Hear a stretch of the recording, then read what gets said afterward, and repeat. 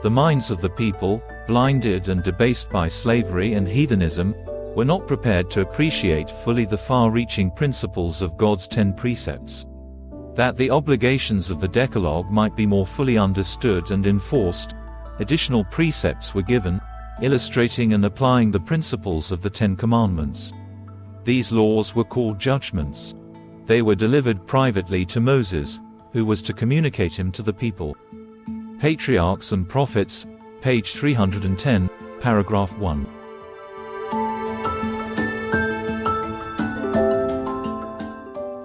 Oke, kita akan mulai. Kita punya bagian kedua daripada seri The War Against the Word of God. Peperangan melawan firman Tuhan yang adalah hukum Tuhan. Kemarin kita sudah belajar apa peperangan itu. Ialah untuk mengartikan arti yang bukan dimaksudkan Tuhan Yesus dan Bapa.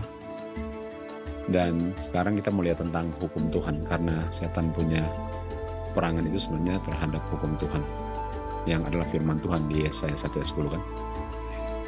Jadi mari kita mulai. The Law of God di Keluaran 33 ayat 18. Musa berkata, "Saya mohon kepadamu, tunjukkanlah kepadaku kemuliaan-Mu." Okay. Dan kemuliaan-Mu, kemuliaan Kristus kan, yang dan Bapa adalah karakternya. Okay. Jadi boleh dikatakan Musa mau lihat karakternya Kristus yang adalah karakter Bapa, karena kita tahu karakternya sama. Dan karakter ini diungkapkan di dalam hukumnya atau pengungkapan daripada hukum. Jadi waktu Musa bilang tunjukkan kemuliaan-Mu, sebenarnya kalau mengerti hukum, saya bisa melihat karakter Bapa. Kalau saya nggak mengerti hukum, saya nggak bisa mengerti dengan sempurna karakter Bapa. Hukum Bapa itu adalah pengungkapan yang menjelaskan, yang menguraikan karakternya. Okay. Jadi karakter Bapa itu bisa saya kenal dengan saya mengenal hukum itu. Dan itu mengungkapkan kekudusannya. Okay. Tetapi kalau dipandang oleh orang yang sudah jatuh ke dalam dosa, itu adalah suara tuduhan. Yang kita belajar di 2 Korintus 3 yang adalah ministration of death. Sebagai orang yang sudah jatuh dalam dosa, dia hanya bisa lihat judgment. Kamu harus mati, kamu harus mati. Karena dia hanya bisa melanggar dan upah dosa adalah kematian. Kan? Ini bukan bagiannya hukum, atau untuk mengampuni itu bukan bagian daripada hukum. Okay? Karena Roma 3:20 kita tahu, hukum itu hanya mengungkapkan dosa saya. Tentu saja kalau orang hanya bisa lihat dia punya condemnation atau tuduhan, dia pikir karakter Tuhan itu hanya menuduh kan?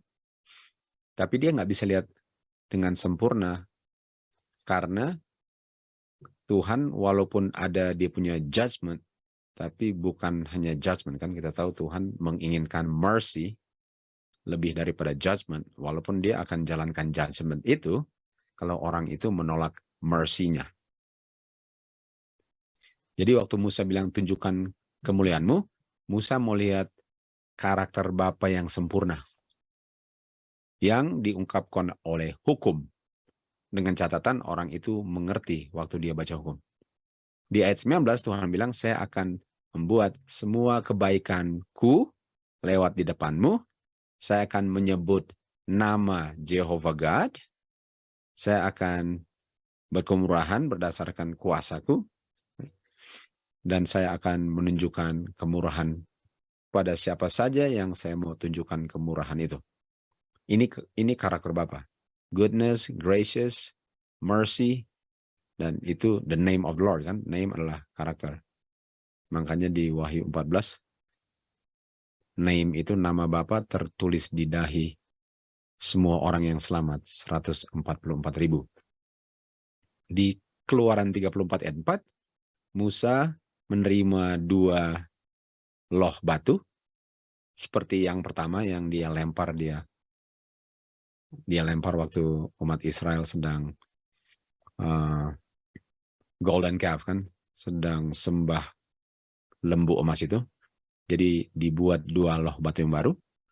Lalu pagi-pagi hari dia ke Sinai dan Tuhan memerintahkan dia untuk terima di tangan Musa 2 loh batu ini.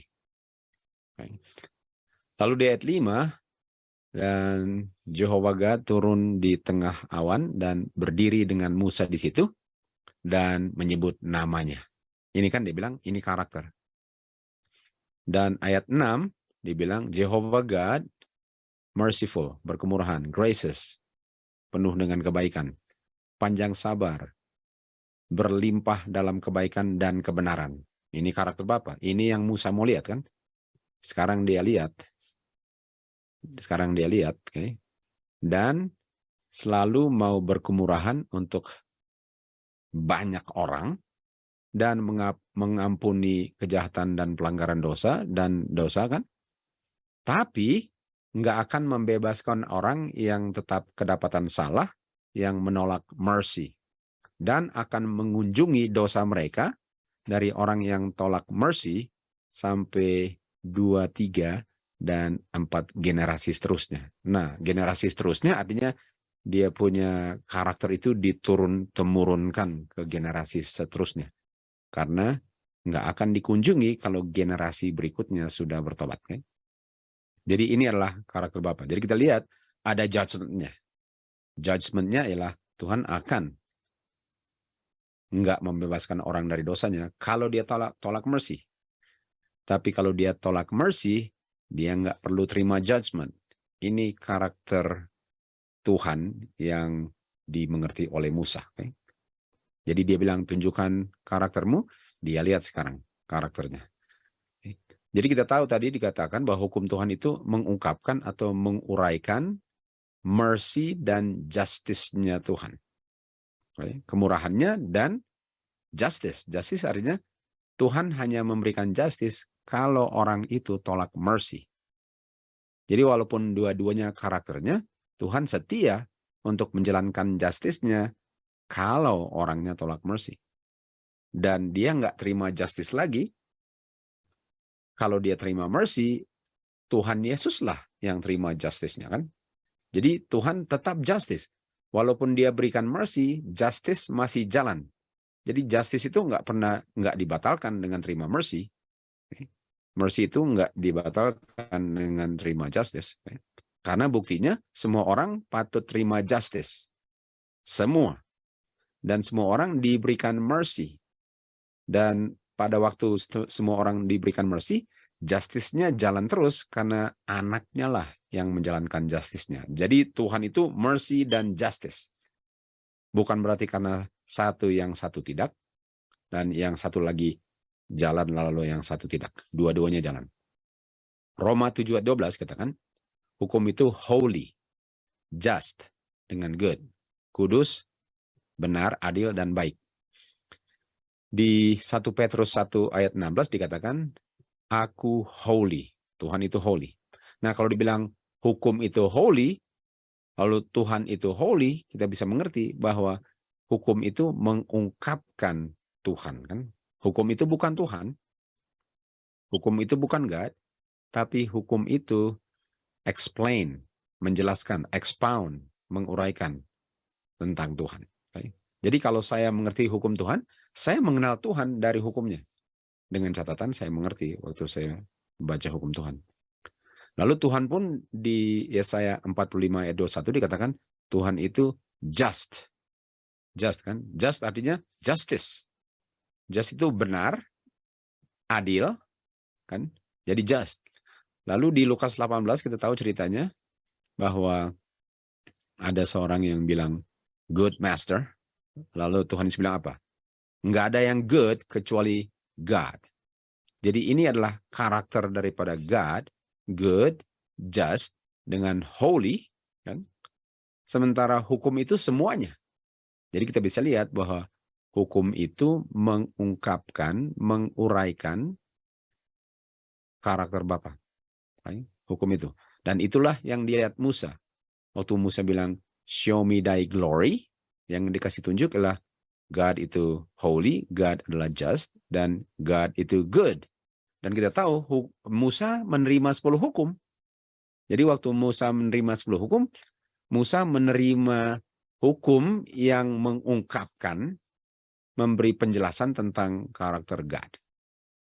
Itulah yang dia lihat waktu dia terima hukum itu di Bukit Sinai, kan? Kita lanjut di tulisan Great Controversy.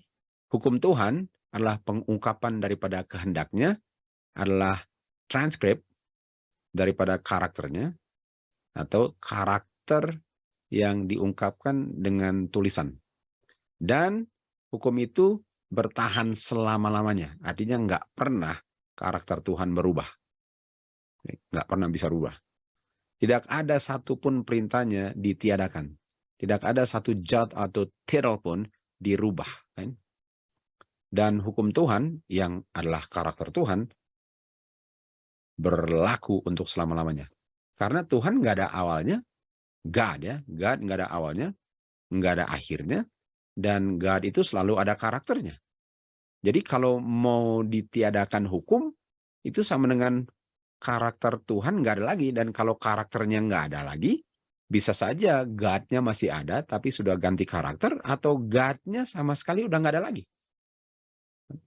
Jadi bahaya sekali untuk mau bilang bahwa hukum itu nggak berlaku lagi. Dan pada umumnya orang yang bilang hukum nggak berlaku lagi, mereka sebenarnya nggak ngerti bahwa kalau mereka mengerti itu, mereka nggak akan bilang itu. Untuk bilang bahwa feast udah nggak ada lagi, statutes itu nggak penting. Pada umumnya orang cuma bilang nggak ada feast lagi. Mereka nggak tahu apa itu statutes dengan judgment. Mereka nggak tahu adalah bahwa feast itu adalah bagian daripada statutes. Dan kalau mereka tahu itu, mereka nggak akan bilang itu. Jadi pada umumnya orang nggak ngerti. Hukum Tuhan itu holy tadi kan. Dan sangat singkat, cuma 10. Dan sangat jelas. Artinya kalau dibilang jangan membunuh, oke, jangan membunuh. Jangan berzina, itu sangat singkat dan sangat jelas. Sangat gampang untuk dimengerti dan sangat gampang untuk diingat. Coba kalau suruh hafal 10 hukum dengan semua statutes, dengan judgment-nya, dengan semua precept-preceptnya. Bukan main panjangnya kan? Tapi 10 ini sangat singkat, tapi dia cakupannya sangat luas.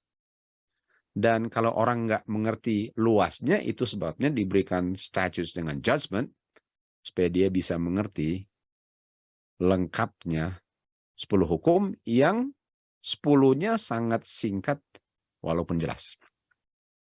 Namun itu adalah pengungkapan daripada kehendak Bapa. Okay? Dan dikatakan di sini, untuk meringkaskan 10 hukum yang sangat sederhana, dikatakan, Thou shalt love the Lord thy God. Kamu patutlah untuk mengasihi Tuhanmu dengan segenap hatimu, jiwamu, pikiranmu, dan tenagamu. Ini ringkasannya. Ini baru ngomong ringkasnya. Patutlah kamu mengasihi tetanggamu sebagaimana kamu mengasihi dirimu.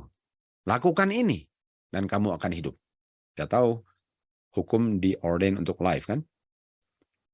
Lalu dia lanjut, ini dia punya ringkasan.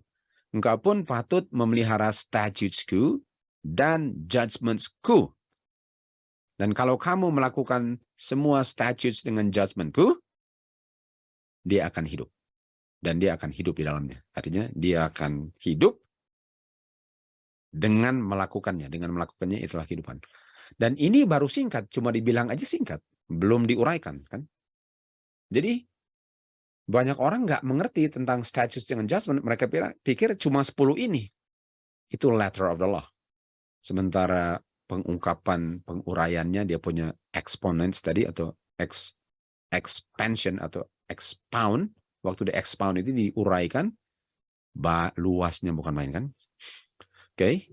Kalau seorang yang berdosa melanggar hukum Tuhan itu diperlakukan sesuai dengan letter daripada covenant ini, sebagian mana yang tertulis, hanya yang tertulis, artinya 10 yang sangat singkat yang gampang untuk dihafal, nggak akan ada harapan untuk keselamatan bagi orang yang sudah berdosa. Kenapa? Karena semua telah berdosa, sudah kehilangan kemuliaan Tuhan.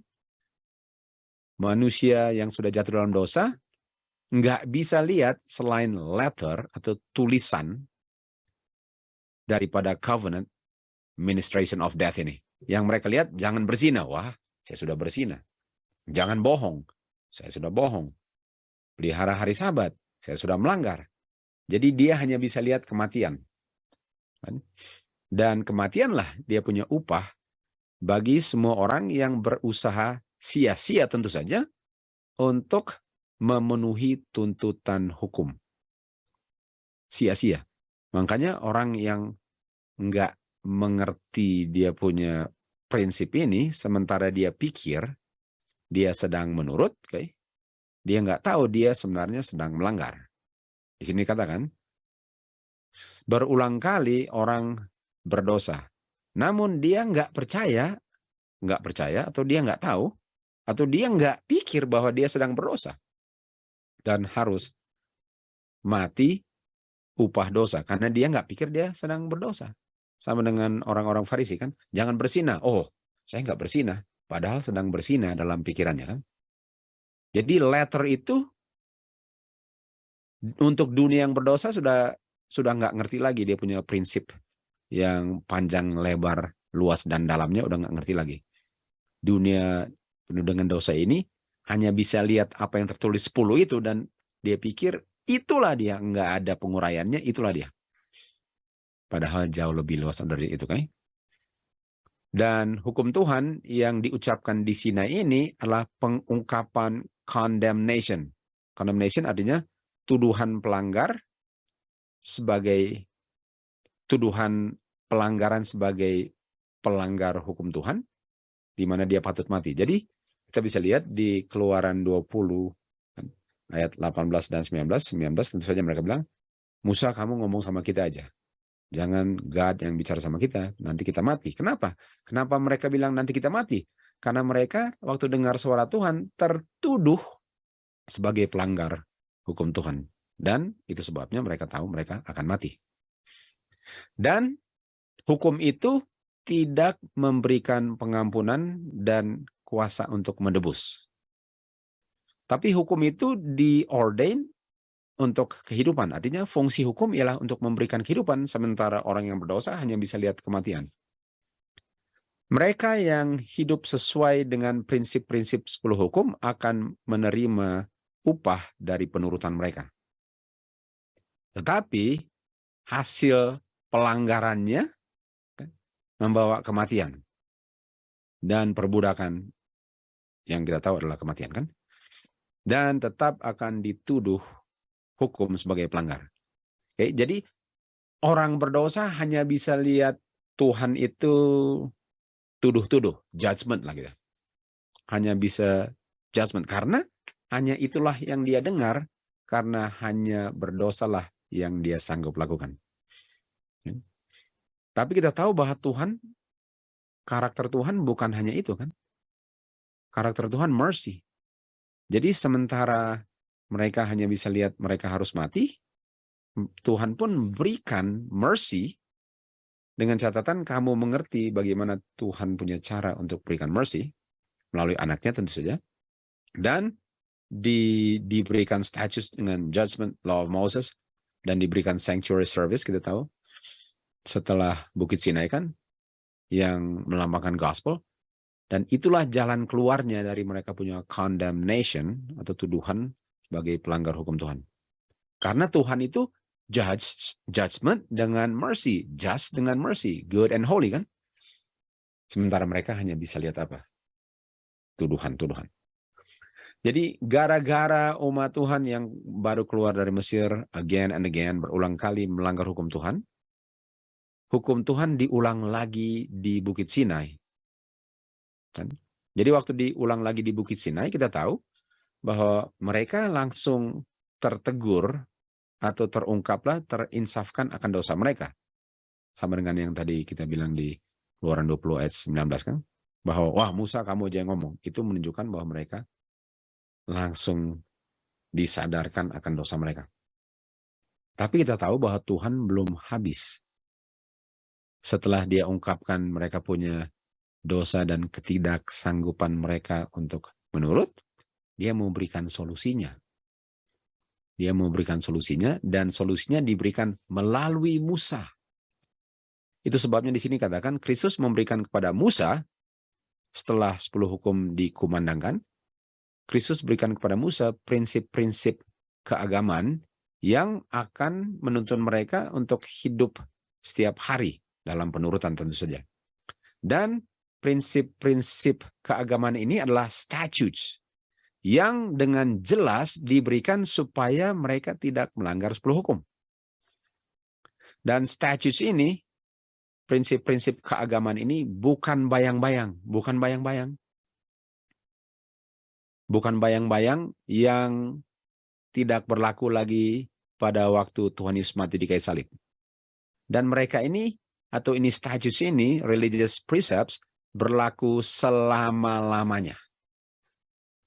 Nah, kalau statutes adalah bagian daripada religious precepts yang menjelaskan 10 hukum, makanya setelah masuk surga dan selama-lamanya masih keep the feast.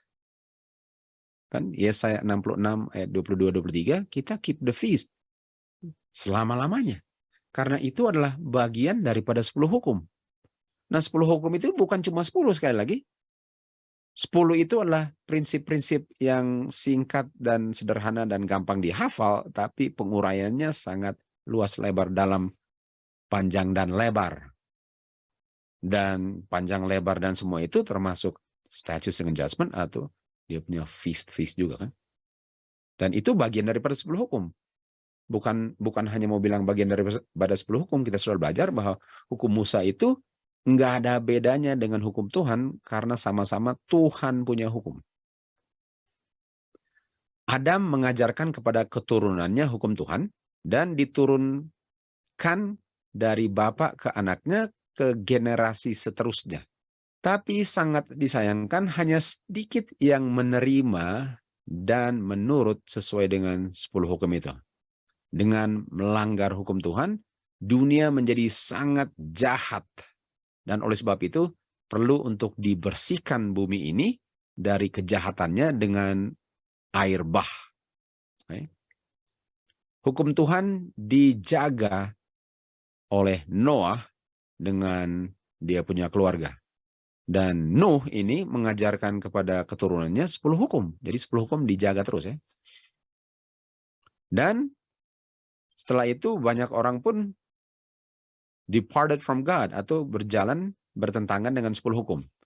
Dan oleh sebab itu Tuhan sekarang pilih Abraham, yang Tuhan bilang dia menurut, mematuhi suaraku dan memelihara perintahku, perintah-perintahku, statutesku, dan hukum-hukumku.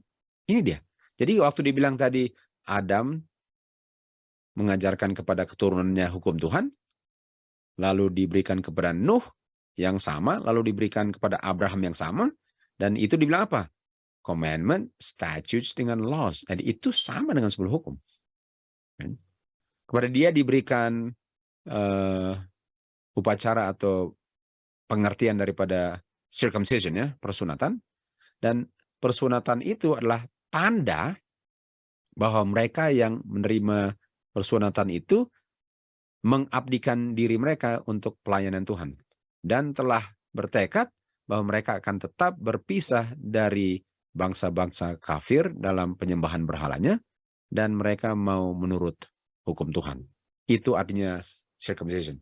Jadi circumcision itu adalah tanda bahwa saya terima ini covenant, dan saya mau menurut Tuhan, dan mau pisah dari keberhalaan bangsa-bangsa kafir di sekitar saya.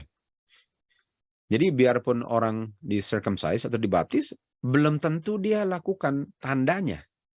Belum tentu dia lakukan apa yang ditunjuk oleh tandanya, yaitu kamu harus terpisah dari dunia, harus tetap menurut Tuhan. Jadi nggak ada gunanya juga di circumcise, sama dengan nggak ada gunanya dibaptis, kalau saya nggak ngerti. Seakan-akan kalau dibaptis sudah pasti selamat. Paul dibaptis itu sama dengan oke, saya mau terpisah dari dunia, saya mau abdikan kehidupan saya untuk Tuhan. Itu artinya. Oke, jadi gagalnya keturunan Abraham untuk mematuhi apa yang mereka sudah janjikan. Oke. Itulah sebabnya mereka membuat persekutuan dengan bangsa-bangsa kafir dan mengadopsi kebiasaan-kebiasaan bangsa-bangsa kafir ini. Sehingga mereka sudah nggak beda lagi dengan bangsa kafir, padahal mereka disunat. Sama dengan dibaptis, tapi nggak ada bedanya dengan dunia. Dan inilah sebabnya kenapa Tuhan izinkan mereka diperbudak di Mesir. Dan sementara di Mesir, mereka punya kehidupan di Mesir sudah dicampur baur dengan orang-orang yang menyembah berhala di sana. Dan mereka harus tunduk kepada orang-orang Mesir. Prinsip-prinsip surgawi tambah lama tambah kabur dengan kebiasaan-kebiasaan ajaran orang Mesir dan kekafiran-kekafiran dari Mesir. Sehingga mereka sudah lupa. Dan yang lahir pun nggak pernah lupa. Karena baru lahir, jadi mereka udah nggak tahu lagi. Mungkin yang generasi pertama masuk Mesir masih ingat lah ya. Tapi turun-temurun bertahun-tahun, ratus tahun, akhirnya mereka sudah kehilangan konsep itu. Dan yang mereka pikir benar adalah yang dari Mesir, sama dengan kita yang lahir di dunia. Kalau nggak pernah dengar kebenaran, kita pikir itulah yang benar kan. Dan oleh sebab itu harus dipisahkan dari dunia. Lalu diajarkan law, commandment, statutes, judgment. Baru kita bilang bahwa wow, rupanya kalau kita tetap nggak pernah terpisah, kita nggak pernah tahu ini kan. Itu sebabnya waktu Tuhan bawa mereka keluar dari Mesir, dia turun di Bukit Sinai, kan, dan diselubungi di dalam kemuliaannya dengan malaikat-malaikatnya, dia mengucapkan, membentangkan hukumnya untuk semua bisa dengar. Nah, jangan lupa, mereka sudah tidak tahu lagi prinsip 10 hukum. Artinya mereka sudah melanggar kelas berat 10 hukum ya. Jadi waktu Tuhan bilang dia punya 10 hukum, jangan lupa. Firman Tuhan itu bukan cuma perkataan orang ya. Kalau orang ngomong, kalau hanya manusia ngomong, nggak ada yang takut. Tapi waktu Tuhan berbicara, bayangkan, dia punya badai bisa diam di tempat. Kalau Tuhan berfirman, iblis, malaikatnya setan, harus keluar tanpa pilihan. Dia nggak bisa bilang, saya nggak mau keluar kalau diusir. Jadi setan punya malaikat pun, setan pun waktu Tuhan Yesus usir di Matius 4, harus pergi. Walaupun dia nggak mau. Jadi kalau Tuhan ngomong, apakah ada pilihan untuk nggak rasa berdosa? Sudah pasti rasa berdosa. Jadi mereka rasa berdosa dan mereka bilang apa? Wow, Musa, kamu aja yang ngomong. Kalau Tuhan yang ngomong, mati kita. Itu menunjukkan bahwa mereka udah nggak ngerti karakter Bapa. Setahu mereka, wah ngeri juga nih God ini. Kayaknya kita jadi takut dengan dia kan. Padahal mereka mau diberikan status dengan judgment dengan dia punya gospel melalui dia punya sanctuary service kan. Tapi mereka belum tahu itu. Pikiran mereka dibutakan dengan pengalaman mereka di Mesir dengan perbudakan, dengan kekafiran. Dan mereka belum siap untuk menerima dengan sepenuhnya prinsip-prinsip panjang, lebar, luas, dalam daripada 10 hukum. Mereka belum siap. Kaget, shock mereka. Tuntutan daripada 10 hukum bisa lebih dimengerti sepenuhnya dengan diberikan prinsip-prinsip tambahan yang kita tahu diberikan melalui Musa. Jadi Tuhan mau selamatkan mereka. Tuhan nggak mau binasakan mereka. Untuk apa bawa keluar dari Mesir kalau hanya untuk dibinasakan? Itulah yang mereka bilang kan. Kenapa kita dibawa keluar dari Mesir lalu hanya mau mati kelaparan di padang belantara atau kehausan? Tuhan mau bawa keluar untuk menyelamatkan mereka. Tapi sebelum mereka diselamatkan, mereka harus sadar dulu mereka punya kebutuhan untuk diselamatkan dan bukan untuk menyelamatkan diri. Dan untuk mereka sadar akan mereka punya kebutuhan, mereka harus dibuat sadar dulu bahwa mereka nggak bisa menurut 10 hukum. Dan 10 hukum yang mereka pikir mereka mengerti harus diuraikan dulu baru mereka bisa ditolong untuk diselamatkan dengan kuasa Tuhan. Itu sebabnya mereka dikumpul di Sinai, lalu diberikan 10 hukum, lalu diberikan prinsip-prinsip tambahan untuk menolong mereka untuk tidak melanggar 10 hukum. Hukum ini namanya judgments. Ini, judgments. Judgments artinya, kalau kamu nggak begini gini, kalau kamu bikin itu, kalau wanita ini kedapatan tidak perawan lagi, dia harus dibawa keluar oleh ayahnya, dan di hadapan pria, dilempari batu sampai mati, kan? Sama dengan cerita Yohanes 8. Ini dia, ini judgment. Tapi ada status juga, kan? Jadi inilah yang dibilang, inilah yang diberikan kepada umat Israel melalui Musa untuk mengerti 10 hukum. Untuk bisa melihat karakter Bapa sepenuhnya. Nah, Musa sudah tahu karakter Bapa. Musa sudah lihat. Mereka belum. Mereka belum lihat karakter Bapa. Musa sudah, kan? Paling kurang waktu dia naik ke gunung kedua kali, dia tanya, kan? Walaupun dia waktu terima pertama, dia juga naik ke gunung, kan? Karena di Keluaran 20 ayat 19, 20 dan seterusnya kita tahu bahwa dia naik ke gunung.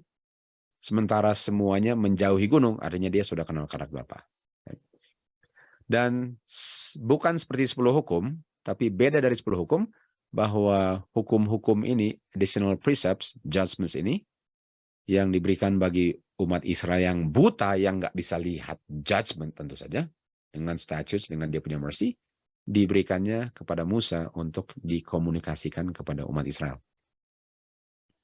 Tuhan tidak percayakan prinsip-prinsipnya untuk dihafal umat-umatnya yang cenderungnya untuk melupakan dia punya tuntutan.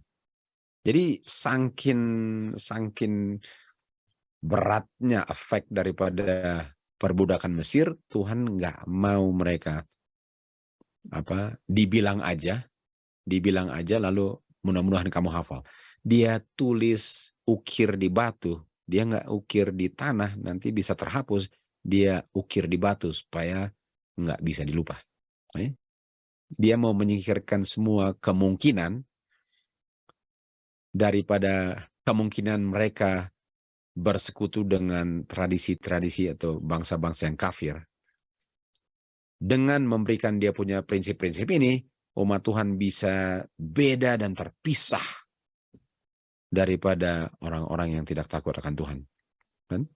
Dan Tuhan pun nggak mau mereka dibingungkan dengan prinsip-prinsip manusia. Dengan diberikan prinsip yang diberikan melalui Musa, mereka tahu mana yang benar, mana yang salah. Sementara keluar dari Mesir, boleh dikatakan mereka punya pengetahuan sudah campur baur semua. Jadi ini diberikan untuk memisahkan, untuk sanctify mereka. Tapi Tuhan nggak berhenti dengan hanya memberikan 10 hukum yang diukir di batu. Dia tahu bahwa umat Tuhan ini gampang sekali untuk keluar pagar kalau digoda sama dengan Hawa.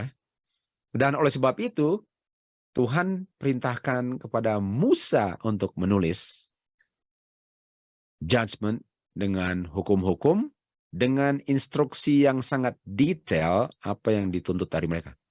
Jadi kita bisa lihat bahwa ini yang ditulis kepada Musa ini, supaya mereka benar-benar jadi umat Tuhan, bisa menjadi great nation, bisa menjadi terang dunia, dan tanpa ini, tanpa yang diberikan kepada Musa, mereka punya pengertian sejauh 10 saja dan nggak lebih dalam dari itu, sehingga gampang sekali.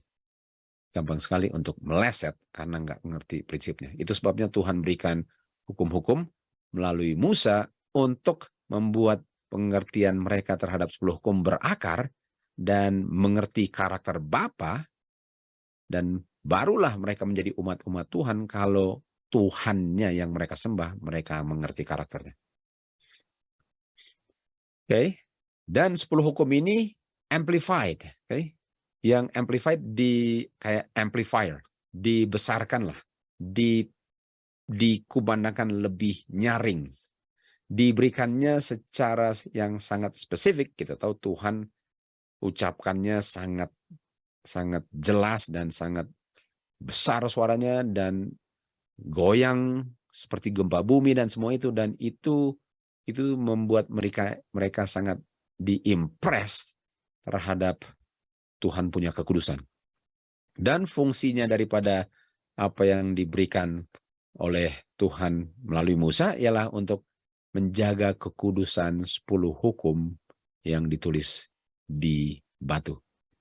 Nah, kemarin, jangan lupa, kemarin kita belajar tentang bagaimana 10 hukum firman Tuhan, 10 hukum diserang setan, kan? Peperangan itu adalah peperangan untuk menumbangkan firman hukum Tuhan. Dan orang yang nggak mengerti hukum Tuhan, tentu saja akan tumbang kalau dia pikir hukum Tuhan hanya pengertian 10 itu dan nggak lebih dari itu. Dan kalau saya mau jaga 10 hukum yang diserang setan, tapi yang saya jaga itu sangat permukaan saja, bukankah saya akan gampang untuk ditipu? Karena saya nggak kenal karakternya. Saya nggak kenal karakter Tuhan yang full itu. Mercy, just, good, holy, kan? Justice, judgment, semua sama. Kalau saya nggak tahu itu, gampang sekali saya hanyut. Saya bilang, oh Tuhan nggak membinasakan. No, Tuhan nggak membinasakan. Itu karena itu sama dengan umat Israel baru keluar dari Mesir dan nggak ngerti karakter Bapa. Dan apa yang mereka baca itu, yang kalau baca pun menakutkan, membuat mereka gemetar, mereka nggak ngerti karakter Bapa. Bagaimana nggak mau tertipu setan kalau mereka pun nggak ngerti. Itu sebabnya diberikan dia punya law, dan dia punya commandments, dan dia punya statutes dan judgment, supaya mereka benar-benar mengerti, sehingga mereka nggak akan diputarbalikan setan. Waktu setan bilang bahwa, oh enggak, Bapa nggak membinasakan. Bapa itu love. Dan saking love-nya dia nggak akan binasakan. Setan pun akan diselamatkan. Itu karena nggak ngerti detail daripada 10 hukum. Dan umat Tuhan diingatkan kembali pentingnya untuk menjaga kekudusan hari Sabat. Dan supaya 10 hukum yang sedang dibicarakan inilah hukum keempat, hukum hari Sabat ini jangan dilanggar. Tadi diberikan apa? Judgment, kan? Tuhan berikan feast tahunan. Jadi feast tahunan itu diberikan supaya jangan melanggar hari Sabat. Jadi kalau saya tolak feast, saya akan tetap melanggar hari Sabat, sementara saya pikir saya memelihara hari Sabat hanya karena saya kebangunan yang namanya gereja pada hari yang benar. Kan? Saya pikir itu cara berbakti hari Sabat, yang penting minta off dari tempat kerja dan nggak terlambat waktu ke sekolah Sabat, kan? Dan ikut potluck dengan setia pada hari Sabat, dan tutup Sabat waktu matahari terbenam. Saya kira hanya seluas itulah hari Sabatnya. Dan oleh sebab itu nggak perlu feast, padahal feast diberikan supaya saya mengerti panjang, lebar, luas, dalam, tinggi, dan segala-galanya daripada 10 hukum supaya saya tidak langgar. Jadi Tuhan berikan feast supaya saya benar-benar bisa beda dengan orang yang tidak takut Tuhan. Dan feast ini diberikan untuk kebaikan Israel, bukan untuk dikutuk. Agar umat Israel bisa menjadi kudus, sebagaimana hukum itu kudus, yang mengungkapkan Bapa yang kudus. Jadi kalau saya pelihara feast dan saya mengerti fungsinya dan saya jalankan dengan pertolongan Tuhan, Tuhan itu kudus, hukum itu, hukum tertulis yang mengungkapkan Bapa yang kudus, saya hukum yang hidup, yang mengungkapkan Bapa yang kudus. Dan apa yang menolong itu? Feast tahunan. Feast tahunan lah yang menolong saya untuk bisa menjadi hukum yang spiritual, hukum yang hidup. Bukan hukum yang letter, walaupun nggak ada salahnya letter, tapi yang lebih mantap adalah kalau kamu hidupkan hukum itu. Bukan hanya tunjuk 10 hukum, tapi kamulah terang dunianya. Kamulah hukum yang hidup. Itu Tuhan berikan visi itu agar umat Tuhan bisa menjadi Matius 5:14-16. Kamulah terang dunia. Itulah disebabnya. Hukum-hukum ini ditulis oleh Musa. Dan hukum-hukum ini dengan 10 hukum disimpan di bilik masuci, diberikan untuk mengilustrasikan 10 hukum agar 10 hukum ini enggak disalah mengerti. Dan syarat untuk terima janji yang dijanjikan kepada umat Tuhan yang diulang kembali kepada Abraham, yaitu tanah perjanjian dan hidup selama-lamanya itu ialah untuk menurut 10 hukum. Kita tahu bahwa 10 hukum itu dia punya dasar daripada covenant-nya. Artinya kamu akan menerima tanah perjanjian yang akan selama-lamanya, dan untuk selama-lamanya kamu tinggal di situ, tentu saja kamu harus hidup selama-lamanya kalau kamu menurut 10 hukum.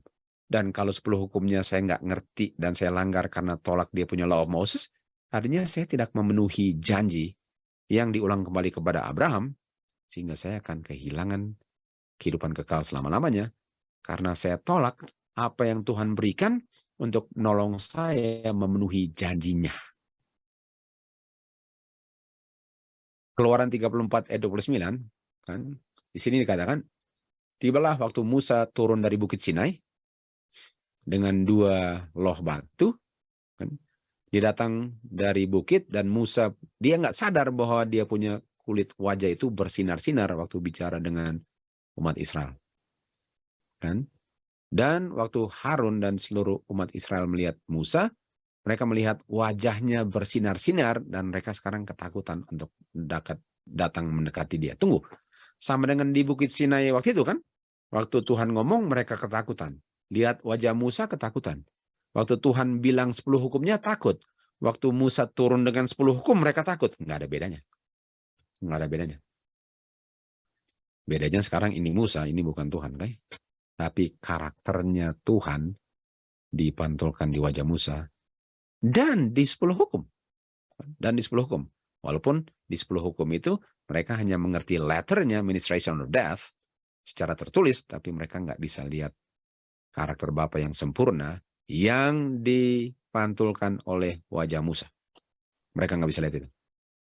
Jadi sebagaimana mereka waktu keluar dari Mesir, mereka nggak ngerti karakter Bapa, waktu karakter Bapa dipantulkan di wajah Musa, mereka masih tidak mengerti sebagaimana waktu mereka keluar dari Mesir. Tentu saja Tuhan memberikan status judgment dan semua itu kan. Tapi kalau mereka tolak, tetap mereka nggak bisa lihat. Tetapi waktu Musa datang berhadapan dengan Tuhan untuk berbicara dengan dia cabut dia punya tudung wajah itu. Tentu saja dia nggak perlu kan.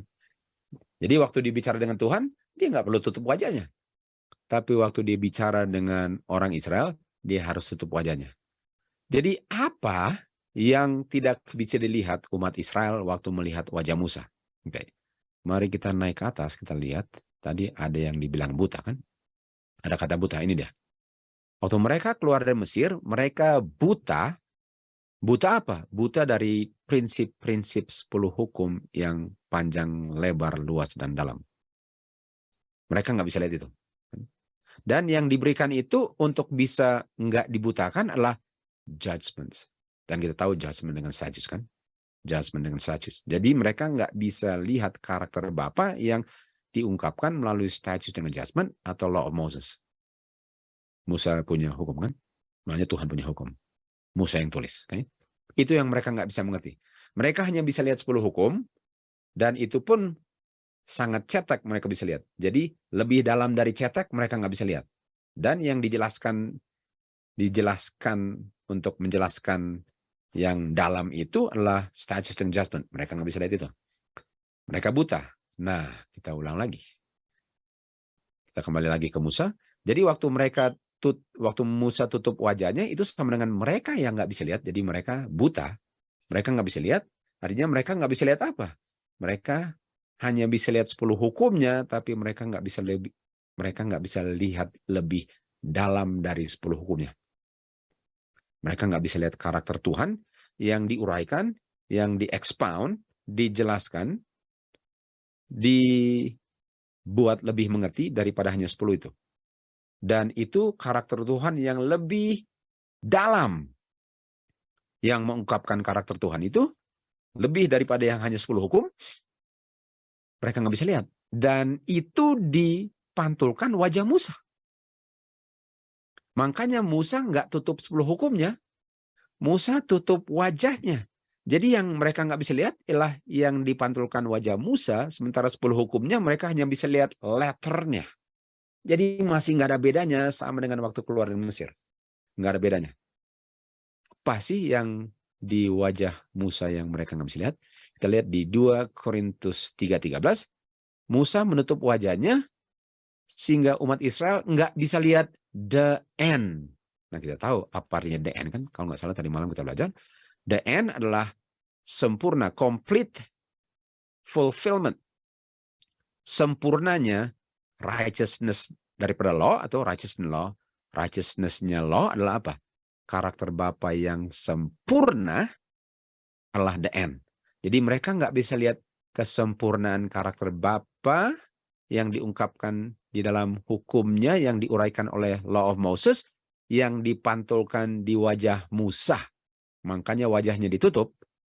Mereka nggak bisa lihat the end di wajahnya Musa. Mereka hanya bisa lihat letter.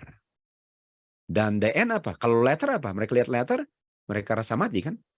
Ini letter ini menuduh kita mati. Artinya mereka hanya bisa lihat apa? Judgment. Mereka hanya bisa lihat judgment. Sementara Tuhan judgment dengan mercy. Mercy itu kan mereka nggak bisa lihat mercy. Mereka bilang kalau lihat hukum mereka harus mati. Dan 2 Korintus 3:14 mereka punya pikiran dibutakan kan? Sampai hari ini masih tertutup wajah banyak orang waktu baca Perjanjian Lama. Artinya kalau Musa hidup di dunia ini sekarang, tetap orang-orang di akhir zaman akan minta Musa tutup wajahnya karena mereka nggak bisa lihat karakter Bapa yang sempurna yang diungkapkan hukum, tapi mereka nggak bisa lihat kesempurnaannya di hukum, mereka hanya bisa lihat yang tidak sempurnanya. Maksudnya nggak sempurna, nggak keseluruhannya. Mereka hanya bisa lihat hukum itu menuduh, judgment, dan yang lebih daripada itu mereka nggak bisa lihat di wajah Musa. Sampai hari ini. Jadi pertanyaannya, apa sih yang mereka nggak bisa lihat? Karakter Bapa yang lebih sempurna? Ya lebih daripada yang mereka bisa lihat. Di 2 Korintus 3:5 harus dikatakan, sampai hari ini waktu baca Musa, mereka masih ada tudung di hati mereka. Mereka nggak bisa lihat. Dan apa yang mereka nggak bisa lihat? Kalau Injil itu disembunyikan kan? Artinya yang disembunyikan apa bagi mereka? Injil. Dan kalau mereka nggak bisa lihat Injil, kalau mereka tetap tutup wajah mereka waktu baca buku Musa, mereka akan hilang. Artinya orang yang nggak bisa lihat karakter Bapa akan hilang. Kenapa? Karena setan bisa tipu. Karena mereka nggak tahu aslinya sehingga setan bisa tipu. Kalau kamu nggak tahu aslinya, tentu saja gampang untuk di counterfeit kan. Dan apa yang terjadi? Siapa yang membutakan mata mereka? The God of this world. Itu adalah setan. Setan telah membutakan mata mereka sehingga mereka nggak bisa lihat apa? The light of the glorious gospel. Kita tahu glory adalah karakter Bapa, righteousness, glory. Mereka nggak bisa lihat karakter Bapa yang sempurna. Karakter apa? Gospel. Nah, mari kita lihat apa artinya gospel. Gospel adalah ini gospel. Okay? Ini yang mereka nggak bisa lihat. Kita tahu setiap orang yang berdosa harus mati. Kalau orang mati itu bukan gospel. Maksudnya kalau orang berdosa mati, itu bukan gospel. Paling kurang saya nggak bisa bilang, karena gospel adalah kuasa Tuhan untuk menyelamatkan. Nah, orang yang mati nggak diselamatkan. Jadi gospel itu ialah untuk orang yang harusnya mati nggak mati. Jadi mereka nggak bisa lihat bahwa setelah mereka melanggar, bahwa Tuhan mau selamatkan mereka. Dan wajahnya Musa itu mengungkapkan Tuhan yang mau selamatkan mereka. Jadi kalau mereka nggak bisa lihat bahwa Tuhan mau selamatkan mereka, kira-kira mereka selamat nggak? Makanya dibilang mereka hilang. Dan karakter Bapa yang mau menyelamatkan itulah yang diuraikan oleh statutes dengan judgment. Tapi kalau cuma lihat 10 hukum, saya punya pikiran hanya bisa melihat saya harus mati. Buktinya di Keluaran 20, waktu mereka mendengar 10 hukum, mereka bilang kita mau mati. Mereka nggak bilang, oh walaupun mau mati, Tuhan mau selamatkan. Itu gospel. Mereka nggak bisa lihat itu. Sehingga waktu mereka potong domba, mereka hanya bisa lihat domba yang mati. Mereka nggak bisa lihat bahwa melalui domba ini kamu hidup. Kan mereka nggak bisa lihat itu. Jadi mereka nggak bisa lihat bahwa Tuhan mau selamatkan mereka, dan untuk selamatkan ialah untuk mereka nggak berdosa. Mereka hanya bisa lihat bahwa mereka tertuduh karena mereka berdosa. Kita lihat ke kutipan berikut. Umat Tuhan yang dia bilang sangat berharga bagi dia, sangat diistimewakan dengan dua sistem hukum. Hukum moral dengan hukum seremonial. Hukum moral ini menunjuk kepada siapa pencipta mereka, agar mereka selalu ingat siapa yang menciptakan semua ini, dan ini berlaku selama-lamanya, dan nggak pernah tidak berlaku. Itu moral law. Nah, kita tahu, moral law itu 10 hukum, tapi 10 hukum itu apa? Apakah cuma 10 prinsipnya atau lebih luas dari 10? Artinya kalau dibilang moral law, itu bicara tentang 10 dengan penjelasan-penjelasan dari the law of Moses. Itu 10 hukum. Yang kita sudah belajar bahwa the law of the Lord, the moral law, the Ten Commandments adalah the law of Moses. Kita sudah belajar itu. Itulah yang ditolak di 1888 kan? Dan itulah yang bisa dibilang the moral law is the law of Moses. Jadi waktu bilang the moral law, yang mengingatkan kita penciptaan dan semua itu, dan nggak berlaku yang kita baca tadi, itu statutes, judgment, feast, itu semua itu prinsipnya selalu itu. Lalu yang satu adalah ceremonial law. Nah, ceremonial law ini diberikan karena kamu melanggar 10 hukum. Nah, tujuan ceremonial law kan untuk menyelamatkan. Karena kalau orang sudah melanggar 10 hukum, untuk apa mau kasih ceremonial law kalau orangnya sudah mati karena dia sedang membayar upah daripada pelanggarannya. Jadi ini ceremonial law ini diberikan kepada orang yang harusnya mati supaya dia nggak perlu mati. Sudah ngerti kan? Artinya diberikan kepada dia yang harusnya mati, tapi diberikan kesempatan untuk hidup, dan untuk menurut harus jalankan ceremonial law. Nah, sementara jalankan ceremonial law, tentu saja ceremonial law ini harus ada prinsip keselamatannya kan? Karena dia harus mati dan mau diselamatkan, dan ceremonial law ini kalau dia mengerti, dia bisa lihat bahwa hukum ceremonial law ini menolong dia untuk tidak berdosa. Karena untuk selamat ialah untuk tidak berdosa. Artinya ceremonial law ini penting sekali untuk tidak berdosa. Jadi waktu mereka sembelih domba, mereka lihat bahwa domba ini harusnya mereka yang mati kan? Harusnya mereka yang mati, bukan domba ini. Jadi waktu mereka lihat domba mati, mereka bilang, puji Tuhan. Karena ini mengingatkan bahwa saya harus mati. Artinya waktu domba mati, itu judgment yang harusnya saya terima. Tapi sekarang judgment itu dipikul oleh domba. Langsung saya bilang, wow, baik sekali. Dan kenyataannya bahwa domba mati, Tuhan masih menjalankan dia punya judgment. Buktinya dombanya mati. Jadi Tuhan tetap judgment.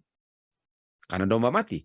Dan karena domba yang mati bukan saya, itu mercy. Jadi waktu domba mati, judgment jalan. Dan karena bukan saya, tapi domba yang mati, itu mercy. Jadi di kematian domba yang melambangkan Tuhan Yesus, saya lihat judgment dengan mercy. Tunggu dong. Bukankah moral law itu terdiri dari judgment dengan mercy, dan kalau nggak ngerti itu diuraikan oleh judgment dengan statutes. Sekarang, judgment dengan statutes itu kan yang menjelaskan 10 hukum karakter Bapa, judgment dengan mercy, sekarang saya bisa lihat di ceremonial law. Jadi ada unsur 10 hukumnya di ceremonial law. Dan kita tahu bahwa 10 hukum nggak pernah bisa dipakukan. Jadi prinsip 10 hukum di ceremonial law ini masih dijalankan sekarang, termasuk feast-nya. Walaupun sembelih dombanya nggak perlu lagi karena sudah digantikan Tuhan Yesus. Kan? Tetapi orang-orang di akhir zaman namanya kayu salib, semua yang ada hubungan dengan Musa dibuang. Dan sementara mereka buang dia punya ceremonial law yang memang ada patut yang ditiadakan, yaitu domba dibunuh, tapi mereka buang juga prinsip daripada moral law untuk menolong dia melihat judgment dengan mercy, sementara mereka jalankan ceremonial law. Dan kita tahu moral law itu terdiri dari statutes dengan judgment, feast. Sehingga mereka pun buang dia punya feast, karena mereka bilang itu sudah dipakukan ke kayu salib, dan kalau feast dipakukan ke kayu salib, kamu sudah pakukan moral law ke kayu salib. Inilah yang membuat mereka buta sampai hari ini juga. Inilah yang membuat mereka buta. Sehingga orang-orang Yahudi dulu waktu mereka sembelih domba, mereka nggak bisa lihat mercy-nya Tuhan dan judgment-nya Tuhan. Mereka hanya lihat, saya harus bunuh domba. Seakan-akan mereka punya usaha untuk bunuh domba itu yang menyelamatkan mereka. Mereka nggak bisa lihat karakter Bapa waktu mereka sembelih domba. Kan? Orang Yahudi sangat dibutakan. Sehingga mereka hanya bisa lihat kematian domba dan nggak bisa melihat Tuhan Yesus. Sehingga waktu Tuhan Yesus datang, mereka masih buta. Dan itu sebabnya mereka tolak Tuhan Yesus. Nah, kalau kita lihat bahwa di ceremonial law itu ada 10 hukum, dan 10 hukum itu nggak berdosa kan? Untuk life, 10 hukum itu memberikan life. Jadi 10 hukum itu glorious kan? Righteous ya. The righteousness of law. Ceremonial juga apa? Glorious. Kenapa? Karena ceremonial law mengungkapkan karakter Bapa dengan sempurna kalau bisa lihat. Jadi ceremonial law yang nggak lagi yang ada hubungan dengan kematian. Tapi yang nggak ada hubungan kematian jalan terus dalam bentuk moral law. Dan feast bicara tentang kehidupan, bukan kematian. Sampai detik ini masih ada yang buta waktu baca tulisan Perjanjian Lama. Kan? Dan ini menolong saya, ceremonial law menolong saya untuk bisa melihat rencana Tuhan untuk selamatkan saya. Adam lihat, artinya Adam nggak buta. Adam melihat, artinya Adam nggak buta. Adam melihat Kristus waktu dia melihat binatang menderita sedang terima penalti daripada pelanggaran hukum Jehovah. Jadi Adam waktu mempersembahkan domba, dia nggak buta, dia bisa lihat Kristus punya karakter. Sementara orang Yahudi buta, bikin seremoni yang sama, tapi nggak bisa lihat apa yang Adam, Abraham, Nuh, dan semua bisa lihat. Di akhir zaman juga. Nggak ada bedanya. Jadi Adam melihat the light of the glorious gospel of Christ. Complete full character of God. Waktu dia melihat domba atau binatang-binatang yang menderita. Yang disingkirkan di kayu salib dombanya. Tapi karakter Bapanya yang diungkapkan dalam 10 hukum. Dan konsep itu di ceremonial law-nya. Law Moses-nya jalan terus. Kita nggak pernah mau pakukan karakter Bapa. Kita mau pakukan kematian, dosa, catatan dosa itu yang dipakukan. Selain itu nggak dipakukan. Tuhan Yesus bilang di Matius 5, jangan kamu kasih masuk dalam otak kamu untuk berpikir bahwa saya datang untuk binasakan hukum. Atau prophets kita katakan. Prophets adalah apa? Testimoni kan kita belajar. Saya datang bukan untuk membinasakan, saya datang untuk fulfill. Kata lain fulfill apa? The end. Saya datang untuk mengungkapkan karakter Bapa dengan menurut 10 hukum sempurna. Dan untuk bisa sempurna harus mengerti prinsip daripada the law of Moses. Kan? Untuk fulfill, untuk the end, harus mengerti prinsip 10 hukum. Makanya Tuhan Yesus bilang kan, make sure kamu punya righteousness, kamu punya penurutan hukum, pengungkapan karakter Bapa dengan menurut 10 hukum. Jangan seperti orang Farisi, hanya mengerti tulisannya dan bisa secara intelek mengertinya, tapi nggak bisa mengerti secara spiritualnya. Dan kalau kamu melanggar salah satu daripada prinsipnya dan mengajarkan orang lain untuk melanggar juga, kamu nggak akan masuk kerajaan surga. Dan banyak orang nggak mengerti ini. Dan karena nggak mengerti, Tuhan masih kasih kesempatan kecuali sudah mengeraskan hati. Apalagi sudah mengajarkan kesalahan kepada orang dan sudah menguatkan orang dalam sesuatu yang salah, sudah menjadi batu sandungan bagi orang lain. Makanya perlu untuk belajar. Yesaya 64 ayat 6 dikatakan, kita punya righteousness itu sama dengan orang Farisi punya righteousness. Tuhan bilang kamu punya righteousness harus melebihi orang Farisi punya. Nah, orang Farisi punya seperti apa? Semua saya punya righteousness, orang Farisi punya righteousness adalah kotor. Seperti kain lara bahasa Indonesianya. Kain kotor. Semantap itulah kita punya righteousness. Itulah hanya kalau saya mengerti 10 hukum secara letter, seperti kain lara lah saya punya kebenaran. Saya harus memiliki Tuhan Yesus punya righteousness. Karena Tuhan Yesus punya righteousness adalah komplit karakter Bapa yang diungkapkan 10 hukum. Yang banyak orang nggak ngerti.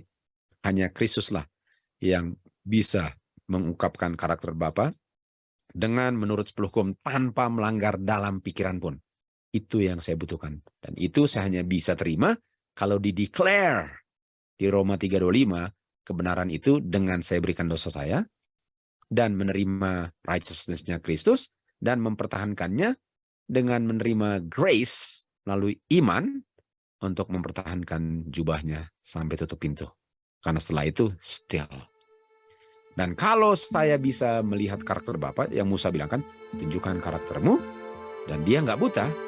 Kalau saya pun nggak buta dan bisa melihat, waktu saya melihat karakter Bapa tanpa dibutakan, tanpa penudung menutupi wajah saya, waktu saya memandang karakter Bapa, saya dirubahkan karakter saya menjadi sama dengan karakter Bapa. Dari glory to glory. Makanya orang yang buta, yang nggak bisa melihat karakter Bapa, dan kalau bukan karakter Bapa, Bapa yang mana dan karakter yang saya lihat. Bagaimana saya bisa diselamatkan kalau saya dirubahkan menjadi Bapa Yohanes 8 ayat 44. Hanya dengan mengerti hukum Tuhan, law of Moses yang menguraikannya, dan saya memandangnya dengan merenungkannya, menghidupkannya, mempraktekannya, mengajarkannya, membagikannya kepada orang lain, mencintainya. Hanya dengan demikianlah Roh Kudus bisa bekerja dalam saya untuk membentuk saya sesuai dengan apa yang saya lihat, mengerti, dan cintai. Bahan yang Roh Kudus butuhkan untuk merubah saya adalah bahan yang saya lihat dan mengerti dan mau lakukan. Tetapi kalau saya tolak bahannya, saya nggak ada bahan untuk Roh Kudus bisa gunakan untuk mengembalikan karakter Bapa.